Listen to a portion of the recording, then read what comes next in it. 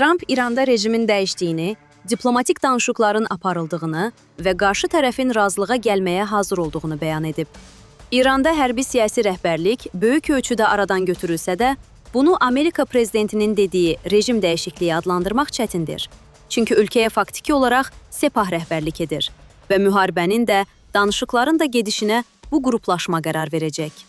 Bu baxımdan Trump'ın rejim dəyişikliyi açıqlaması reallıqdan daha çox hədəflərə nail olduqlarını göstərmək və İrana faktiki nəzarət edənlərə tələbləri qəbul edəcəkləri təqdirdə legitimlik tanınacaq mesajını ünvanlamaq xarakteri daşıyır. Enerji bazarını sabitləşdirmək, daxildə müharibə əleyhdarlarını sakitləşdirmək, mümkün quru əməliyyatlarına hazırlaşmaq. Trump'ın diplomatiya ritorikasının bu istiqamətlərdə manevr imkanlarını genişləndirməyə hesablandığı da aydın görünür.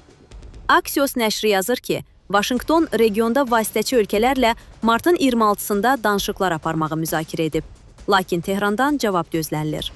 Bu detal da göstərir ki, Trump'ın danışıqlar və mümkün razılaşmalar haqqında dedikləri müharibəyə görə yaranmış iqtisadi və təhlükəsizlik problemlərini nəzarətdə saxlamaq məqsədi daşıyır.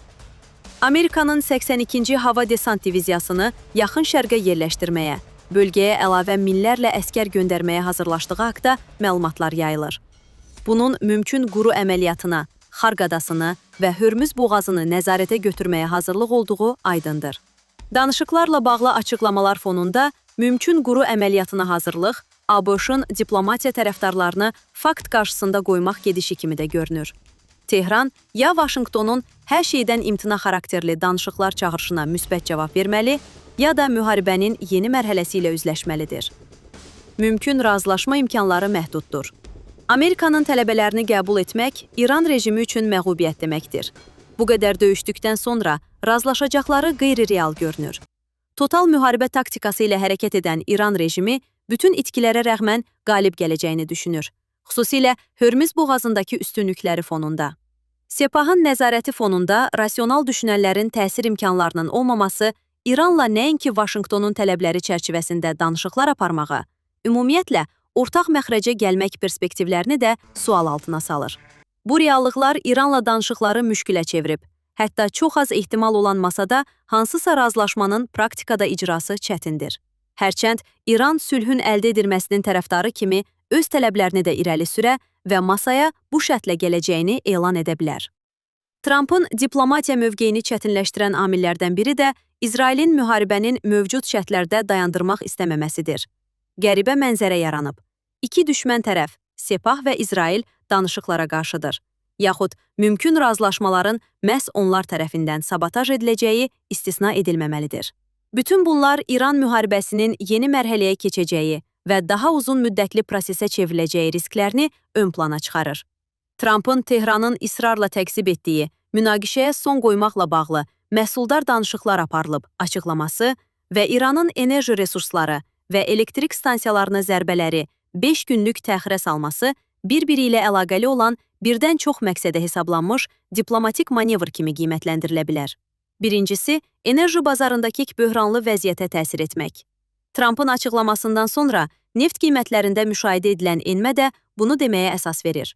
Vaşinqton bazarın ən az 5 gün nəfəs almasını və bu müddətdə Hörmüz boğazı problemini həll etməyin yollarını axtarmaq imkanı əldə etmək istəyir. İkincisi, zaman qazanmaq. Amerikanın raket arsenalının da itkilərin bərpasına ehtiyac var.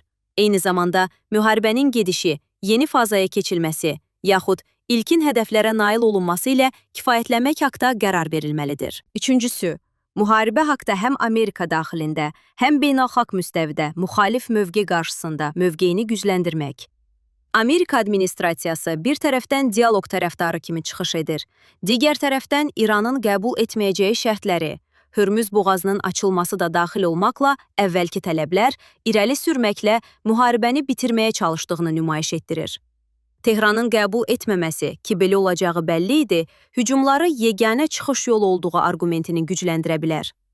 Burada diqqət çəkən məqam, danışıqlarda İranı təmsil edən şəxs kimi spiker Qalibafın adının dövriyyəyə buraxılmasıdır. Qalibafın adının hallanması onu birbaşa Sepahın hədəfinə çevrilir və bunun iki mümkün səbəbi ola bilər. Birinci, Qalibafın adının hallanması Vaşinqtonun məlumatı çərçivəsində baş verirsə, Amerika və İsrail bununla rejim daxilində ziddiyyətləri körükləmək, qarşıdurma yaratmaq gedişi edir. İkinci, mümkündür ki, müharibənin mövcud şərtlərdə bitməsini istəməyən İsrail Qalibafı Sepahın hədəfinə çevirməklə Amerikanın danışıqlar planını pozur. Amerika ilə danışıqlara İran parlamentinin spikeri Məhəmməd Bağır Qalibaf rəhbərlik edir məlumatının Yerusalim Post nəşri tərəfindən yayılması da bu kontekstdə diqqət çəkəndir. İran rəhbərliyində növbəti qurban Qalibaf ola bilər. Trumpın 5 günlük müddətdə isə müharibənin gedişi müəyyənləşəcək. Siyasi şərhçi Asif Nərimanlı. Dəyərli izləyicilər, ölkə və dünya gündəmi ilə bağlı xəbərlər təqdim etməyə davam edəcəyik. Öz fikirlərinizi şərh bölümündə qeyd etməyi unutmayın. Sağlıqla qalın.